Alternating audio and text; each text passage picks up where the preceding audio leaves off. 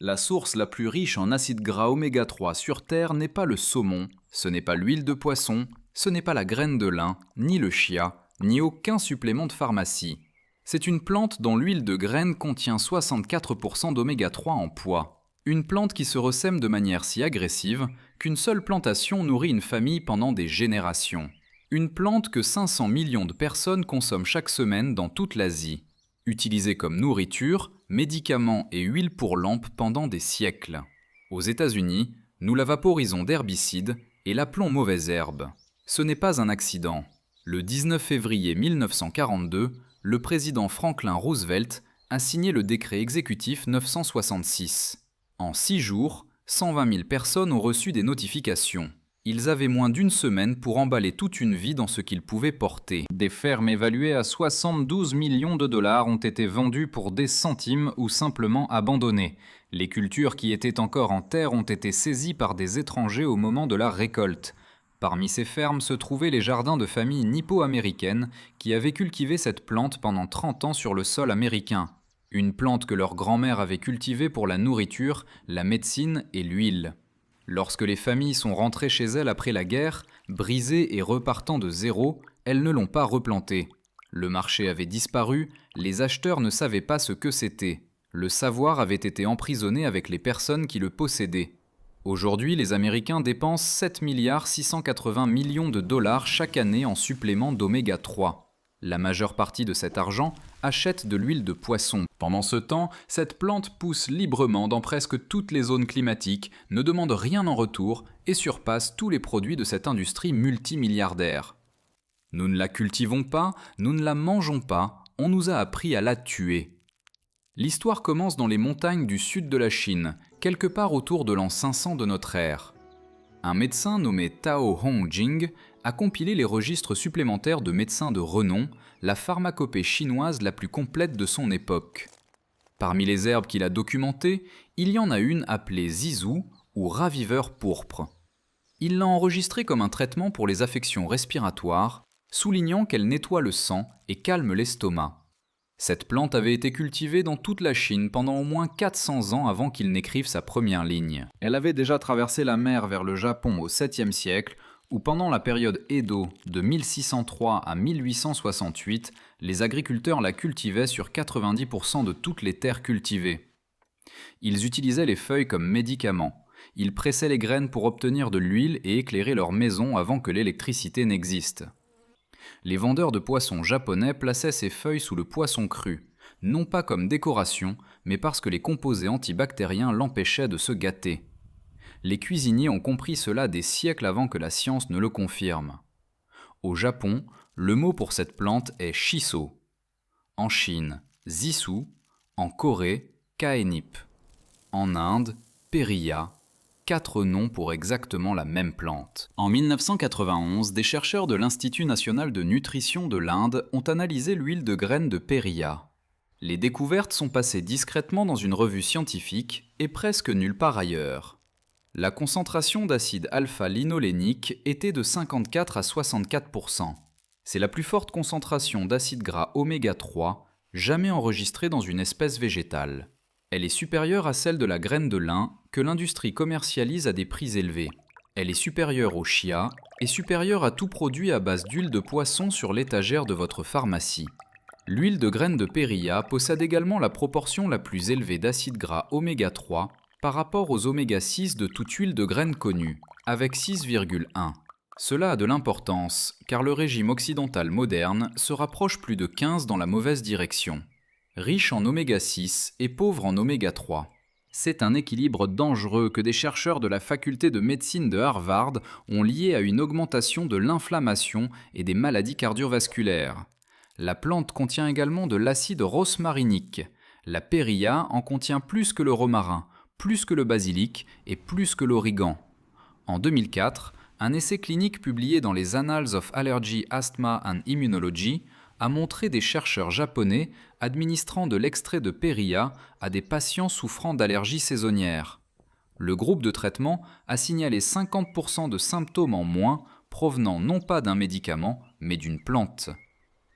En 2017, des chercheurs coréens ont documenté que l'oméga 3 de l'huile de periya traverser la barrière hémato-encéphalique, protégeant les neurones du stress oxydatif. En 2024, une équipe étudiant la maladie de Parkinson a découvert que la périlla pressée à froid augmentait le microbiote intestinal bénéfique via l'axe intestin-cerveau, l'une des frontières les plus prometteuses de la neuroscience moderne.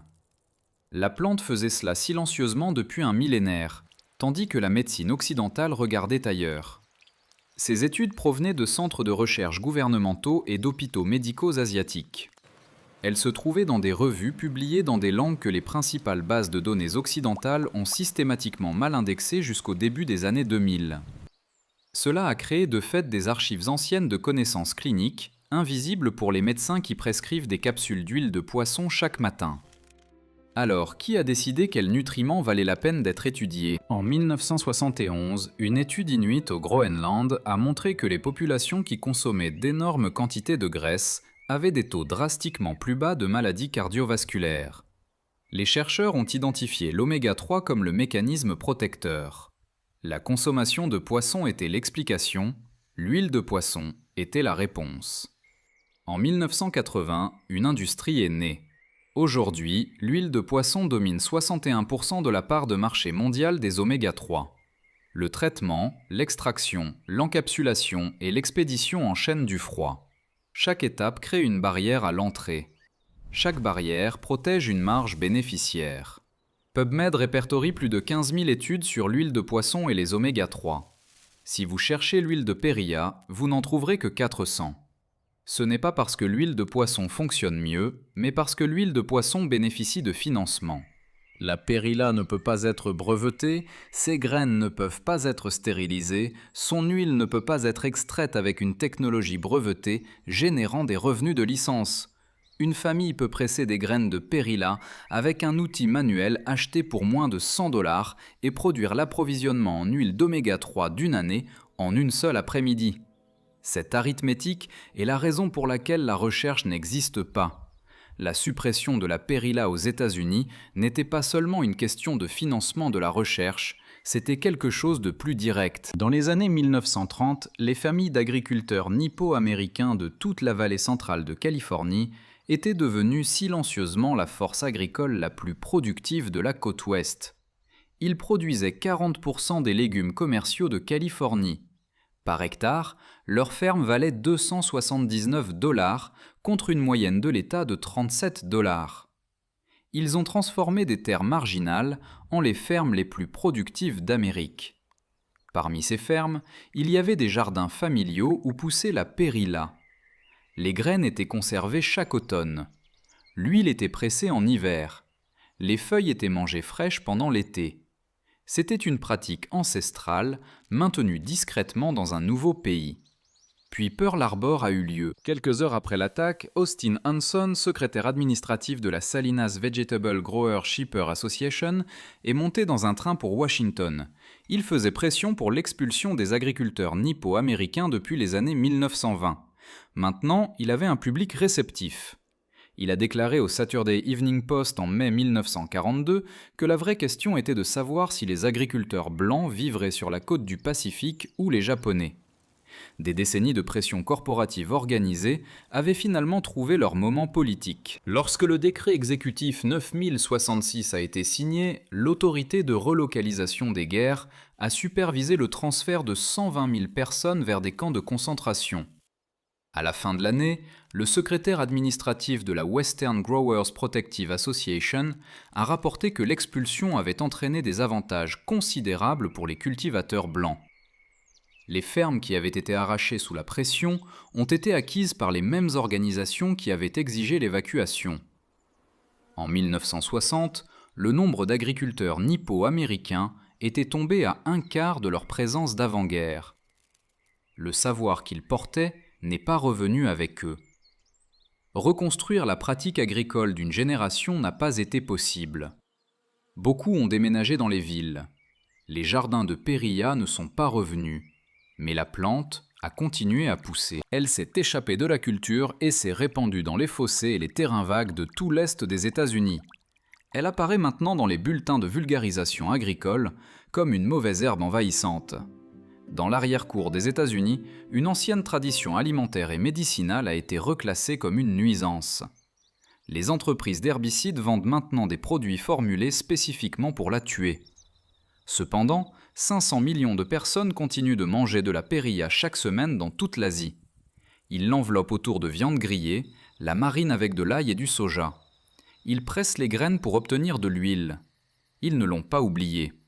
Une portion de 100 g de feuilles fraîches de périlla apporte 3,9 g de protéines, plus que les épinards ou le chou frisé. Elle apporte 230 mg de calcium, 1,7 mg de fer et 5520 unités internationales de vitamine A. Les graines sont la véritable infrastructure. Elles contiennent entre 35 et 45 % d'huile en poids, 54 à 64 % de cette huile étant le même acide gras oméga 3 que l'industrie des suppléments vous vend dans des capsules de gélatine pour des dollars le flacon. La plante pousse dans les zones 2 à 11 de l'USDA, couvrant pratiquement la totalité des États-Unis continentaux. Elle prospère dans des sols pauvres et tolère la sécheresse. Elle se ressème d'elle-même avec une férocité qui se rapproche plus de la résilience que du jardinage. Une seule plante produit de 1000 à 4000 graines et 85 % de ces graines germent. Elle reste viable dans le sol pendant 5 ans ou plus. Des villages agricoles coréens ont documenté les mêmes parcelles de périlla poussant sur le même terrain pendant 10 générations sans replanter. Une décision d'un ancêtre nourrit les descendants pendant des siècles. Pour la cultiver maintenant, faites tremper les graines dans l'eau pendant 24 heures avant de les planter. Semez-les directement à la surface du sol ou dans n'importe quel récipient avec un substrat de base. Elles ont besoin de lumière pour germer, alors ne les enterrez pas.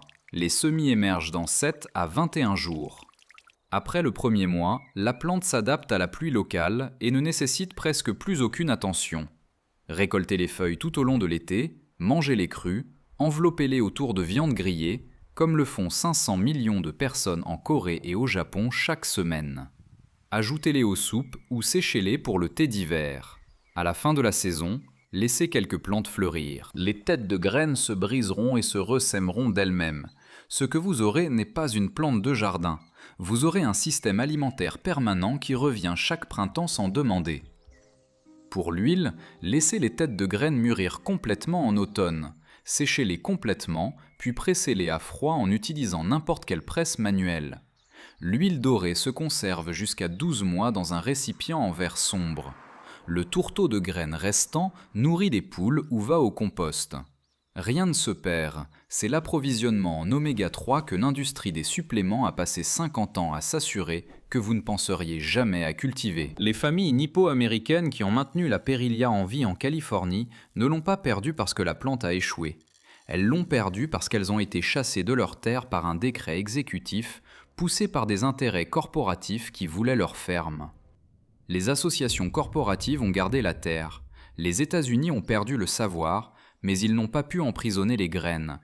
La plante s'est échappée dans les fossés des routes et s'est répandue dans 20 États en attendant d'être reconnue. Elle est reconnue par la moitié de la population mondiale depuis 100 ans. Le savoir n'est pas perdu.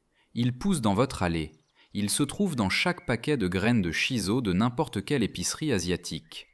Il est dans chaque communauté qui s'est accrochée à ce qui lui a été enlevé. Si cette histoire a changé votre façon de voir les mauvaises herbes de votre jardin, abonnez-vous à notre chaîne et cliquez sur la cloche de notification. Nous nous consacrons à la découverte de l'histoire et des trésors naturels qui sont restés cachés à la vue. Aidez-nous à faire grandir cette communauté en aimant et en partageant cette vidéo. Plantons ensemble les graines pour un avenir plus sain. Le prochain dossier s'ouvrira bientôt.